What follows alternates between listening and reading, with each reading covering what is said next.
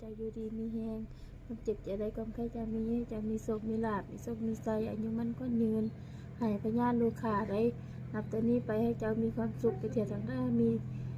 ความปลอดภัยความรุ่งเรืองเจริญก้าวหน้าเดินทางแต่เข้าเดินทางอย่างสวัสดิภาพ